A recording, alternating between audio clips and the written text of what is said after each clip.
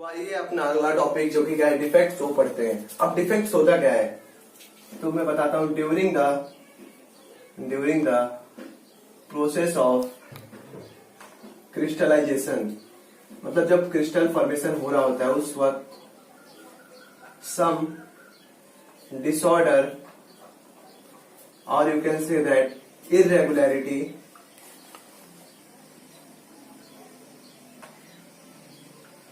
arises, which is termed as defects or imperfections।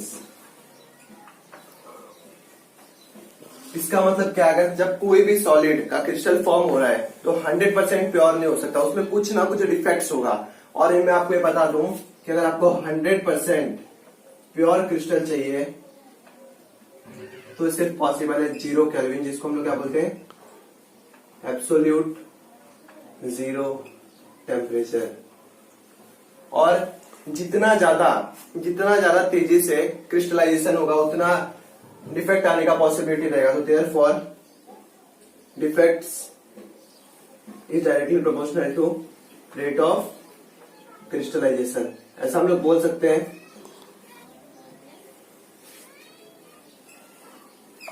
तो basically defects कितने type के होते हैं, पहला मैं बताऊंगा आपको कि अपने जितना हम लोग ने पढ़ा है, साइंटिस्ट ने पढ़ा है, उसके हिसाब से डिफेक्ट्स 3 टाइप के होते हैं। पहला तो point defects, second line defects, third plane defects. पर घबराओ मत, हम लोग को सिर्फ क्या पढ़ना है, पॉइंट डिफेक्ट्स। हम लोग के सिलेबस में सिर्फ और सिर्फ क्या है, पॉइंट डिफेक्ट्स। और पॉइंट डिफेक्ट्स के भी कुछ फर्दर टाइप है, तो आप इतना नोट कर लीजिए, उसको हम अगले स्लाइड में देखते हैं। स्लाइड आइए पढ़ते हैं पॉइंट डिफेक्ट्स। तो हमारे सिलेबस में पॉइंट डिफेक्ट्स 3 टाइप में क्लासिफाई करके दिए हुए हैं। पहला कौन सा है, स्टोइकियोमेट्रिक। सेकंड क्या अपना दिया हुआ है, इम्प्योरिटी। और थर्ड क्या है अपना, नॉन स्टोइकियोमेट्रिक। अब स्टोइकियोमेट्री आपने ऐसे क्लास 11 में पढ़ा होगा कि जब कोई भी कंपाउंड होता है तो उसके एटम्स का रेशियो होता है। उस रेशियो को जैसे मैं बोलूं अभी कि 2KCl plus 3 times of NaOH gives up substance. तो इस चीज को, ये जो रेशियो है, इसको हम लोग क्या बोलते हैं, स्टोइकियोमेट्री। तो स्टोइकियोमेट्री डिफेक्ट में क्या होता है कि स्टोइकियोमेट्री डिस्टर्ब नहीं होती। इम्प्योरिटी डिफेक्ट में क्या होगा, अब सब लोग सोचेंगे इम्प्योरिटी मतलब कुछ गंदगी, पर ऐसा नहीं होता है। इम्प्योरिटी डिफेक्ट मतलब जिस चीज से वो बना है उसके अलावा उसके बाहर से कुछ और आके मिल जाए तो इम्प्योरिटी डिफेक्ट। नॉन स्टोइकियोमेट्रिक मतलब जिसमें स्टोइकियोमेट्रिक डिफेक्ट मतलब डिस्टर्ब होगा। तो हम लोग पढ़ते हैं आगे।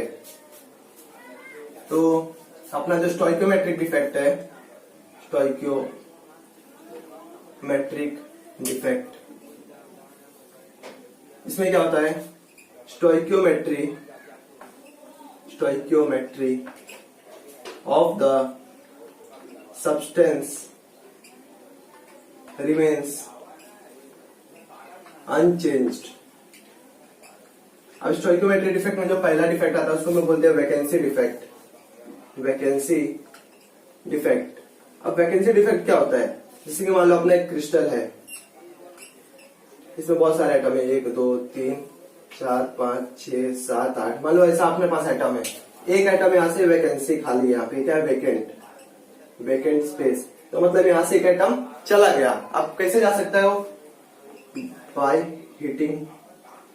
मान लो हम लोग ने किसी क्रिस्टल को हीट किया तो कुछ आइटम उसमें से एस्केप कर जाते हैं, उसको हम लोग क्या बोलते हैं, वैकेंसी डिफेक्ट। और जिसकी वजह से देयरफॉर डेंसिटी डिक्रीज होगा। क्योंकि आप देखिए वॉल्यूम फिक्स है, इतना बड़ा वॉल्यूम है, पर उसमें से कुछ मास कम हो गया, तो मास कम होने से डेंसिटी डिक्रीज हो गई। अब इसी में अगला आता है इंटरस्टिशियल डिफेक्ट। अब इंटरस्टिशियल मतलब क्या, खुद के अंदर का जगह। अब इंटरस्टिशियल मतलब कि उस जो क्रिस्टल है उसके बीच में कहीं ना कहीं कुछ आइटम आ जाएंगे। तो अब आप खुद बताइए कि मेरे घर में, मेरे कमरे में अगर कोई आ रहा है तो हो सकता है कि मेरे घर से उठ के कहीं पे आ जाए या तो कोई बाहर से आ जाए। तो तो ऐसे इसमें दो टाइप होते हैं, कौन सा कि या तो एटम फ्रॉम आउटसाइड आ जाए या तो एटम फ्रॉम सेम क्रिस्टल का क्या हो, खाली डिस्प्लेसमेंट हो जाए वहां से। तो आप बताइए, मेरे घर में मैं बैठा हूं, वहां से कुर्सी से बैठ के मेरे पापा इधर उठ के यहाँ पे आ गए, तो क्या डेंसिटी में कोई डिस्टर्बेंस होगा? नहीं। क्यों? मास उतने ही वॉल्यूम में रखा हुआ है। तो यहाँ पे जो इस टाइप में है, डेंसिटी क्या होगा? डेंसिटी अनचेंज होगा। और यहाँ पे क्या होगा? यहाँ पे डेंसिटी क्या होगा? इंक्रीज होगा। क्यों? अब उतना ही वॉल्यूम है, उतने वॉल्यूम में कुछ एक्स्ट्रा मास ऐड हो रहा है। इंटरस्टिशियल इफेक्ट में मतलब क्या है कि बाहर से कोई आ रहा है, कुछ मास आ रहा है, तो एक सेम वॉल्यूम में अगर मास इंक्रीज होता है तो क्या होता है? डेंसिटी बढ़ती है, तो इसमें डेंसिटी इंक्रीज होगी। तो आइए पढ़ते हैं अगला टॉपिक। अगला टॉपिक क्या है अपना? थर्ड, शॉर्ट की डिफेक्ट। शॉर्ट की डिफेक्ट। अब जो मैं अगला दो टॉपिक पढ़ा रहा हूँ, शॉर्ट की और फ्रैंकल डिफेक्ट, सबसे इंपॉर्टेंट है और लिख लो, एग्जाम में क्वेश्चन उसी में से आएगा। कोई तुमसे नहीं पूछेगा वैकेंसी डिफेक्ट क्या होता है, कोई तुमसे नहीं पूछेगा कि इंटरस्टिशियल डिफेक्ट क्या होता है। तुमसे क्या पूछा जाएगा? सिर्फ और सिर्फ पूछा जाएगा शॉर्ट की और फ्रैंकल। लिख लो मेरी बात। शॉर्ट की डिफेक्ट में क्या होता है? When a cation and an anion pair is missing. मतलब क्या होता है ना कि मान लो मेरा एक क्रिस्टल है, उसमें बहुत सारे क्या है, मान लो C plus A minus C plus A minus C plus A minus, ऐसे बहुत सारे कैटायन एनायन पेयर है। तो क्या होता है, एक कैटायन भी निकलेगा, साथ में कैटायन भी निकल जाएगा। तो अब मुझे बताओ कि अगर इसके पास 10 चार्ज था, पॉजिटिव 10 नेगेटिव, तो न्यूट्रल था। अब एक पॉजिटिव निकल जा रहा है, साथ में एक नेगेटिव निकल जा रहा है, तो क्या हुआ? न्यूट्रलिटी कुछ हुआ क्या? नहीं। क्यों? क्योंकि 9 प्लस है 9 माइनस, तो कैंसिल हो जाएगा। मतलब इसमें हम लोग बोल सकते हैं कि इलेक्ट्रिकल न्यूट्रलिटी इज मेंटेन्ड। और सेकंड चीज, अब मेरे उतने वॉल्यूम में से कुछ लोग बाहर जा रहे हैं, सिंपल सी बात है, क्या होगा? डेंसिटी, सही बोले आप, डेंसिटी क्या होगा? डिक्रीज। Density decrease. और ये चीज होने के लिए कंडीशंस क्या चाहिए? मतलब शॉर्ट की डिफेक्ट होने के लिए कंडीशंस क्या है? तो कंडीशंस आप क्या आएंगे? पहला कंडीशन कि जो ratio of cation to ratio of anion है वो कैसा होना चाहिए? स्मॉल। और इस कंपाउंड का जो आयनिक कैरेक्टर है वो हाई होना चाहिए। आयनिक कैरेक्टर क्या होना चाहिए? हाई होना चाहिए। और थर्ड चीज, इसका कोऑर्डिनेशन नंबर लो होना चाहिए। अगर ये तीन चीजें मिले तो मतलब उसके पास क्या होने की संभावना है? शॉर्ट की डिफेक्ट। उसमें क्या होगा? एक कैटायन साथ में कैटायन बाहर निकल जाएंगे। अब बाहर निकले तो क्या होगा? इलेक्ट्रिकल न्यूट्रलिटी मेंटेन होगा, डेंसिटी डिक्रीज होगी। अब अगला डिफेक्ट क्या है? Frenkel defect. आप इसको नोट कीजिए। तो मैंने एग्जाम्पल नहीं दिया था आपको, तो एग्जाम्पल इसके आप दो लिख लीजिए, AG, BR और KCl। सबसे इंपॉर्टेंट मस्ट, इसको लर्न करना है, आपको याद रखना है। शॉर्ट की defect is shown by AgBr, silver bromide नाम है इसका। फोर्थ, फ्रैंकल डिफेक्ट, ये भी बहुत इंपॉर्टेंट है। इसमें क्या होता है मालूम है? अपना when a cation is displaced from one position to another in same crystal.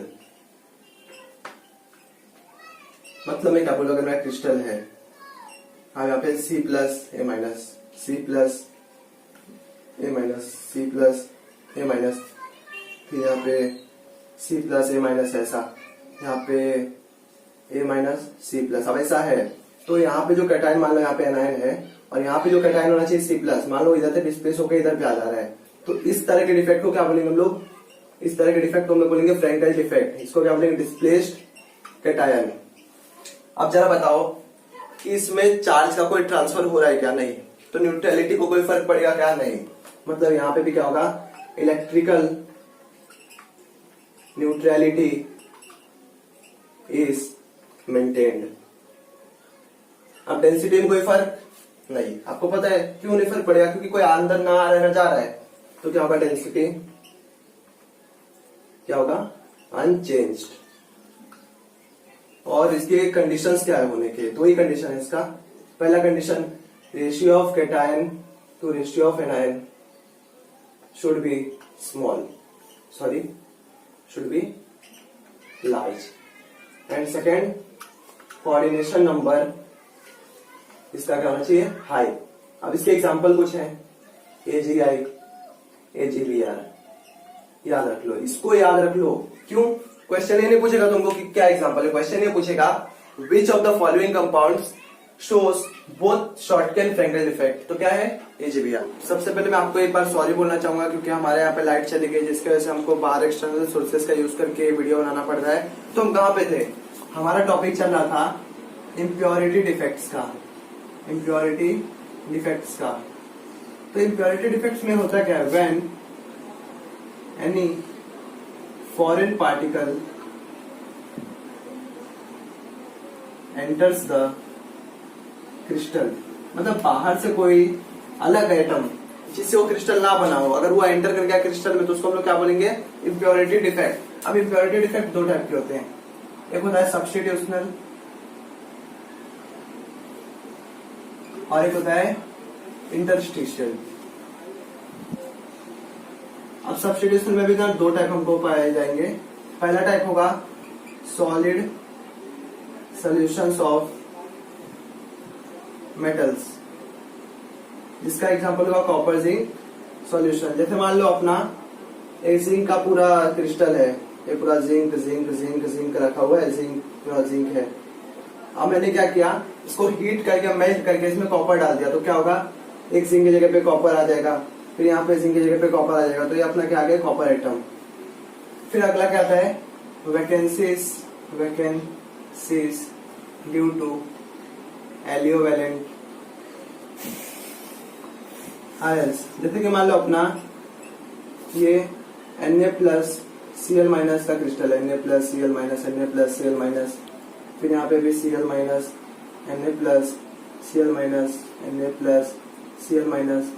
Na+Cl-, तो यहाँ पे मान लो मैंने क्या किया कि दो Na+ को निकाल दिया और उसके एक स्ट्रोंशियम 2+ डाल दिया। क्यों 2+ क्यों डाला, क्योंकि दो पॉजिटिव चार्ज में तो दो Na+ को निकाला है मैंने, इसलिए मैंने उसके अकोमोडेट करने के लिए मैंने क्या डाल दिया, Sr2+। पर यहाँ पे आप देखेंगे कि ये वाला जो था सोडियम, यहाँ पे क्या हो गया, वेकेंट प्लेस खाली हो गया। क्यों खाली हुआ, क्योंकि इसमें दो आइटम के जगह पे एक आइटम आया तो एक जगह खाली रह गया, इसके लिए हम लोग इसको क्या बोलते हैं, बाहर से आया हुआ आइटम है ना, Sr2+ कौन सा है, बाहर से इम्प्योरिटी है, तो वैकेंसी ड्यू टू एलियोवेलेंट आयंस। अब इंटरस्टिशियल बहुत एक सिंपल एग्जांपल है स्टील का। स्टील में क्या होता है, जैसे कि मान लीजिए अपना पूरा आयरन का क्रिस्टल है, ये हो गया अपना पूरा आयरन का क्रिस्टल, इसमें कोई चीज सब्स्टिट्यूट नहीं होगा, आके सीधा बैठ जाएगा। उसके जो बीच के इंटरस्टिशियल प्लेसेस होते हैं, यहाँ पे इस जगह पे, इस जगह पे, इस जगह पे, उसमें हम लोग क्या भर देंगे, कार्बन। तो कार्बन इंटरस्टिशियल में होगा और ये क्या होगा, आयरन, इसको हम लोग क्या बोलेंगे, स्टील। तो इसको भी एक टाइप का क्या बोल सकते हैं, इम्प्योरिटी डिफेक्ट। क्यों, क्योंकि इसमें कार्बन एक फॉरेन एटम है। तो तीसरा टॉपिक हमारा क्या था, नॉन स्टोइकियोमेट्रिक डिफेक्ट। अब नॉन स्टोइकियोमेट्रिक मतलब क्या, मैंने आपको बताया था, जिसमें स्टोइकियोमेट्री डिस्टर्ब होगा, मतलब जिसमें ratio of one type of atom to other type changes. पहला एग्जांपल उसमें आएगा, उसके दो टाइप होते हैं, जिसमें क्या हो, मेटल एक्सेस डिफेक्ट। पहले तो मेटल डेफिशिएंसी देखेंगे, मेटल डेफिशिएंसी डिफेक्ट, और दूसरा क्या होगा,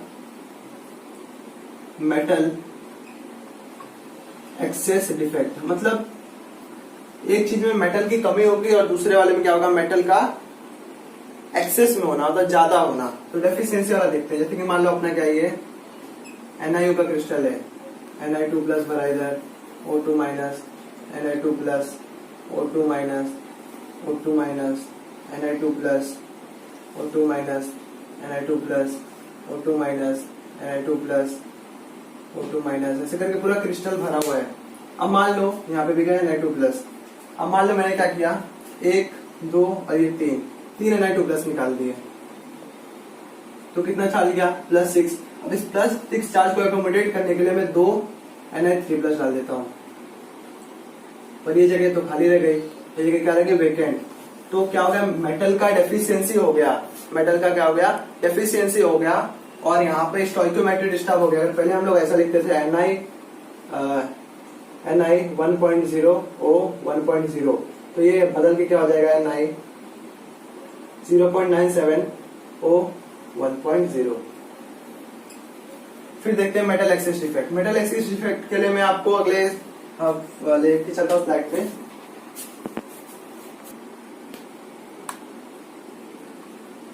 तो आइए देखते हैं metal axis defect. Metal axis defect में होता क्या है, मेटल ज्यादा हो जाना। ज्यादा कैसे होगा, मैं तो इसमें आपको पहला चीज बताऊंगा, जिंक का एग्जांपल। या तो न्यूट्रल एटम उसमें एंटर कर जाएगा, या तो न्यूट्रल एटम उसमें एंटर कर जाएगा, या तो सेकंड चीज में क्या हो सकती है कि एक पॉजिटिव आयन एंटर कर जाए, प्लस उसको एकोमोडेट करने के लिए हम लोग एक नेगेटिव चार्ज को भी एंटर करवा देंगे।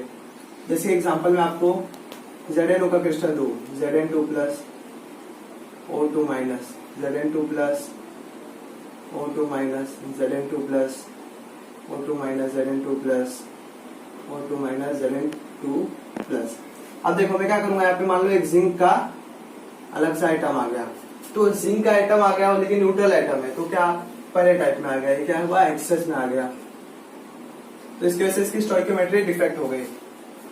दूसरा चीज क्या हो सकता है, जैसे मान लो अपना सेम क्रिस्टल लेते हैं Zn2+ O2-, Zn2+ O2-, Zn2+ O2-, Zn2+ O2-। सब मान लो बाहर से क्या आ जाएगा, Zn2+ एक्स्ट्रा आ गया। अब एक्स्ट्रा आने की वजह से इसके 2+ चार्ज को एकोमोडेट करने के लिए मैं 2 इलेक्ट्रॉन डाल दे रहा हूँ।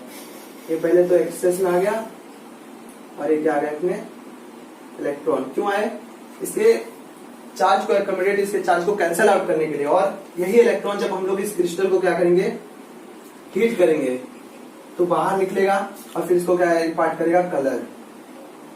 लेकिन आप लोग ये सोचेंगे इसमें भी बाहर से आ रहा है, इम्प्योरिटी डिफेक्ट में बाहर से आता था, पर इम्प्योरिटी डिफेक्ट में फॉरेन पार्टिकल आ रहा था, इसमें सेम जिंक का ही आ रहा है, इसके लिए हम लोग इसको इम्प्योरिटी डिफेक्ट में काउंट नहीं करेंगे। अब इसका ही जो अगला पार्ट आता है हम लोग देखते हैं।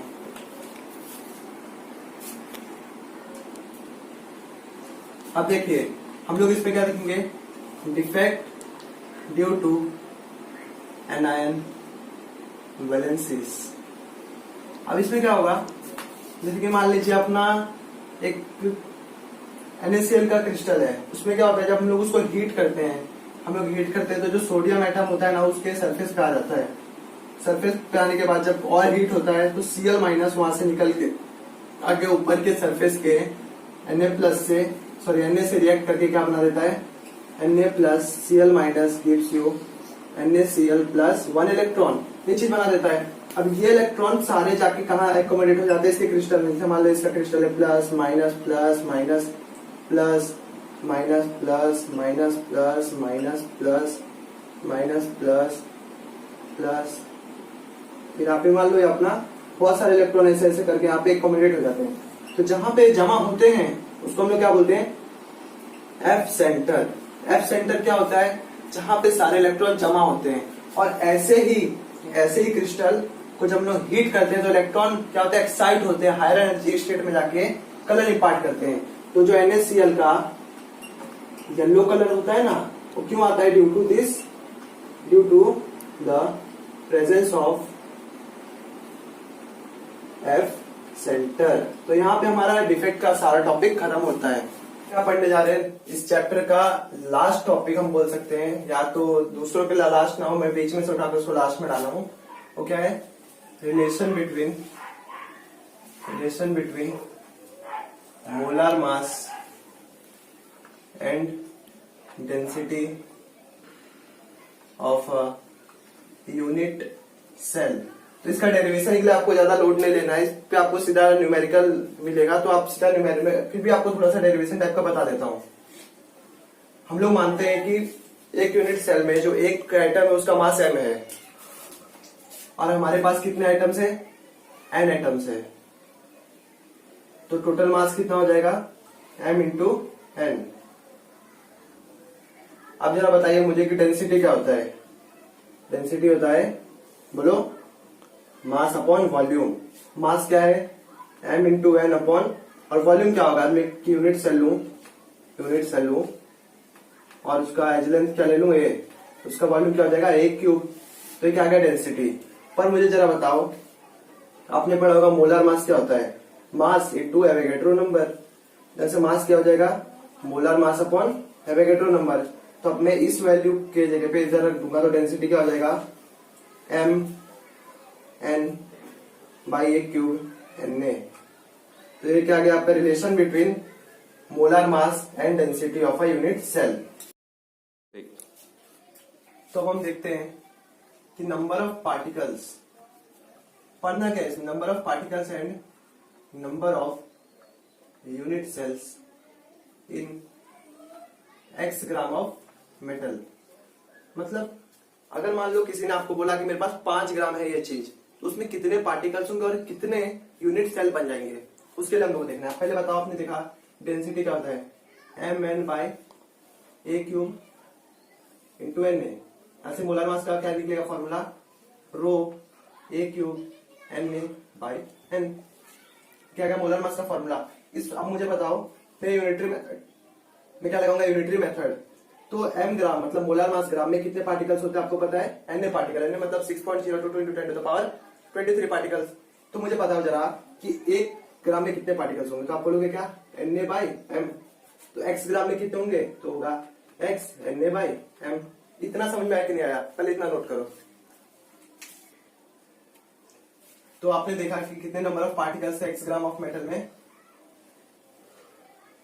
x Na by m। अब m का वैल्यू मैंने क्या निकाला था, भूल गया मैं, तो मैं लिख लेता हूं फिर से, मुझे याद करने की जरूरत नहीं है। क्या, rho is equal to m times of n upon a cube times of Na।